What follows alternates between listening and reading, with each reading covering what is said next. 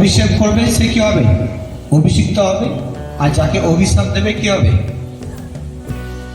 অভিশপ্ত হবে। বুঝতে পারছি? হালেলুয়া। এইখানে এক রাজা ছিলেন যার নাম ছিল বালাক। আর তিনি তার রাজ্যের বর্ডার, আমরা বর্ডার চিনি, শুনেছি বর্ডার, তার রাজ্যের যে বর্ডার ছিল, যে সীমানা ছিল, সেই সীমানার ধারে প্রচুর পরিমাণে ইসরায়েলি, মানে যারা ঈশ্বরকে ভয় করত, সেই ইসরায়েলি মিশ্র দেশ থেকে এসে সেই বর্ডারের কাছে তারা কি করেছিল? তাম্বু বেঁধে তারা বসবাস করছিল। কিন্তু রাজা বালাক তিনি ইসরায়েলদের প্রচুর পরিমাণে সংখ্যা দেখে তিনি ভয়ভীত হলেন। তিনি ভাবলেন যে ইসরায়েল যখন তখন যদি আমার রাজ্যের মধ্যে প্রবেশ করে, যদি আমাদের সঙ্গে লড়াই করে, আমরা কিন্তু হেরে যাব। তো রাজার মাইন্ডে একটা কি হলো? একটা নেগেটিভ চিন্তা নেই। তিনি কি করলেন? তার দেশের মধ্যে বিলিয়াম নামে এক ঈশ্বরের দাস ছিলেন। কি নাম ছিল? বিলিয়াম। রাজা তিনি বিলিয়ামকে তার কর্মচারী দিয়ে ডেকে আনা করালেন। কিসের জন্য? না, বিলিয়াম তুমি এসো, আমার রাজ্যের বর্ডারে কিছু ইসরায়েল লোকেরা এসে বসবাস করছে, তুমি এসে এদের করে কি করো? অভিশাপ দাও, যাতে এরা রোগে জর্জরিত হয়ে, যাতে এরা কি হয়? মারা যায়। ভালো করে শুনবেন, যাতে এরা রোগে জর্জরিত হয়ে কি হয়ে যায়? মারা যায়। কাকে ডাকতে পাঠিয়েছে? ঈশ্বরের দাসকে। বিলিয়াম না, বিলিয়াম ঈশ্বরের দাসকে পাঠিয়েছে। কাদের ঘরে অভিশাপ দেওয়ার জন্য? এই রাজা জানে না যে বিলিয়াম হচ্ছে ঈশ্বরের লোক, আর যারা ডেরা বেঁধেছে তারাও ইসরায়েল। এই রাজা কিন্তু জানে না। আর রাজা বিলিয়ামকে ডেকে নিয়ে এসো। হ্যাঁ, রাজা পাঠাচ্ছে কর্মচারীকে, বিলিয়ামকে ডেকে নিয়ে এসো। সে আসতে চায় না বিলিয়াম, কারণ ঈশ্বর তাকে বলছে তুমি যাবে না, খবরদার। ঈশ্বর বিলিয়ামকে কি বলছে? তুমি যাবে না, খবরদার তুমি যাবে না। কারণ রাজা কি করতে চাইছে আমি ভালোভাবে জানি, তুমি যাবে না। তখন যখন আসতে চায় না বিলিয়াম, তখন রাজা তার কাছে আরো কর্মচারী দিয়ে পাঠাচ্ছে, বিলিয়াম আপনি আসুন, আপনার নামে আমি অনেক বড় প্রতিষ্ঠান করব। মানে কিরকম প্রতিষ্ঠান? কেউ যদি আমাকে এসে, কোনো রাজ্য সরকার এসে বলে আপনি চার্জ করা বন্ধ করে দিন, আপনাকে একটা ফ্ল্যাট দেওয়া হচ্ছে, হ্যালো, আপনাকে একটা গাড়ি দেওয়া হচ্ছে, আপনি দয়া করে আপনি চার্জ কি করুন বন্ধ করে দিন। আপনাকে কলকাতার বুকে ফ্ল্যাট দেওয়া হচ্ছে, হ্যাঁ, দমদমের কাছে ফ্ল্যাট দেওয়া হচ্ছে, গাড়ি দেওয়া হচ্ছে, কিন্তু আপনি চার্জ করবেন। তো রাজা কি করছে? বিলিয়ামের কাছে এরকম কি করছে? পাঠাচ্ছে খবর, আপনার নামে বড় প্রতিষ্ঠা করা হবে, কিন্তু আপনি শুধু এসে এই ইসরায়েল লোকেদের ঘরে অভিশাপ দিন, এদের ঘরে মেরে ফেলুন। এখন বিলিয়াম একটু কনফিউজ হয়ে যায়। ঈশ্বর মানা করে, এইদিকে রাজাও ডাক পাঠায়, তাহলেও না শুনে বিলিয়াম এখন গাধায় বসে ওই রাজার কাছে বেরিয়ে পড়ে। গাধায় বসে যখন যায়, পথের মধ্যে স্বর্গদূত পাঠায় ঈশ্বর। আর পথকে কি করে? তালোয়ার নিয়ে স্বর্গদূত দাঁড়িয়ে থাকে, গাধার কাছে দাঁড়িয়ে থাকে, মেরে ফেলবে। দাদা তো দেখতে পায় যে তালোয়ার নিয়ে স্বর্গদূত দাঁড়িয়ে আছে, আগুনে দাউ দাউ করে জ্বলছে, স্বর্গদূত তালোয়ার নিয়ে দাঁড়িয়ে আছে, দাদা তো আর যাচ্ছে না।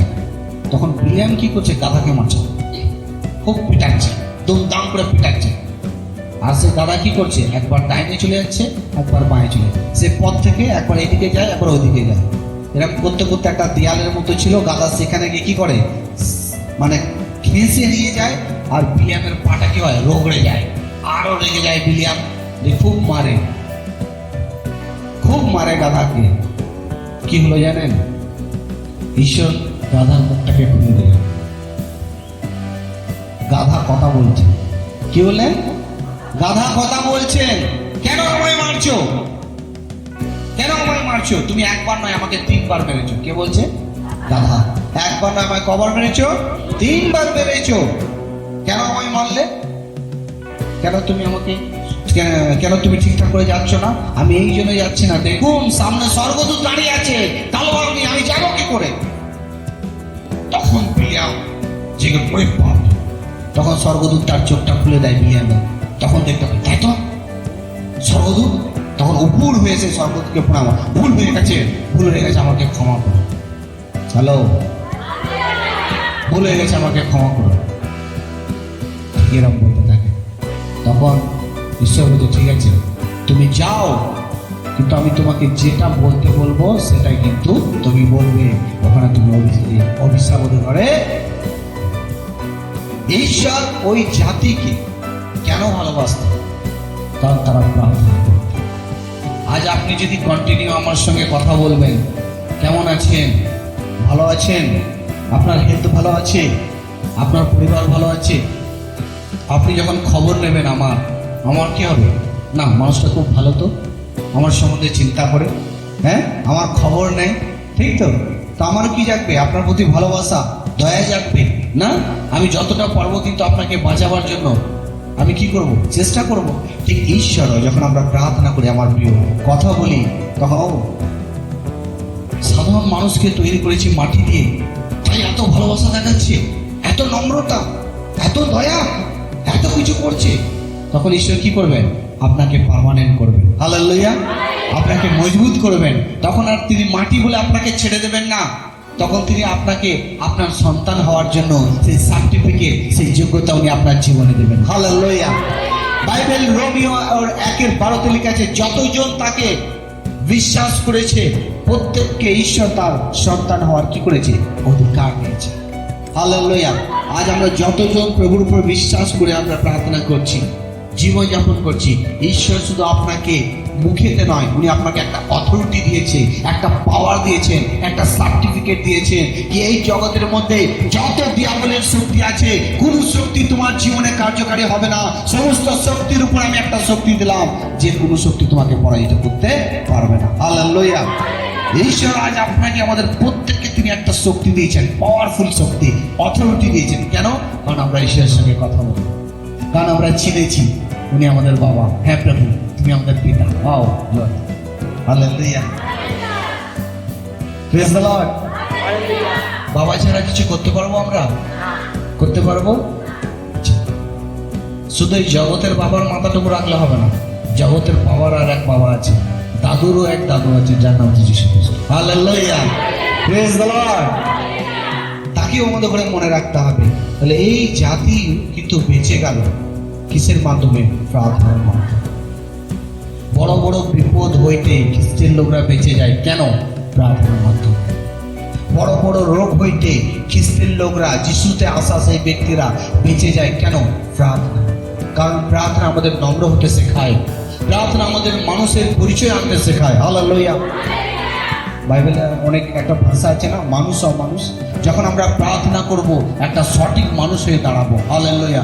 আমাদের বডি ল্যাঙ্গুয়েজ ভালো থাকবে, মুখের ভাষা ভালো থাকবে, চলন ভালো থাকবে, আমাদের থিঙ্কিং ভালো থাকবে, আমাদের মধ্যে সে অতটা স্বার্থপর থাকবে না। আর ঈশ্বর এটাই চাই না, ঈশ্বর এটাই চাই। আজ আপনি ভালো হতে চান, ভালো জিনিস নিতে চান, কিন্তু ভালো জিনিস নিতে গেলে তো আপনাকে চাবিকাঠি নিতে হবে, চাবিকাঠি তো নিতে হবে। বাইবেলে আরো আছে, আমি সেখানে যাব না, আমি আপনাকে বলতে চাই, যেহুসু আর মোজেস, ঈশ্বর ইসরায়েল জাতিতে করে তিনি কানান দেশে নিয়ে যাচ্ছিলেন, কিন্তু যাওয়ার পথে মাঝখানে একবার লড়াই হয়। কারণ যে কোনো অধিকার সহজে পাওয়া যায় না, সেটাকে আপনাকে নিতে হবে, সেটা আপনাকে। আজ আপনি ঈশ্বরীয় অধিকার আপনার জীবনে আপনি রাখতে চান, ওটা কিন্তু আপনি এমনি পাবেন না, আপনাকে নিতে হবে। হালেলুয়া।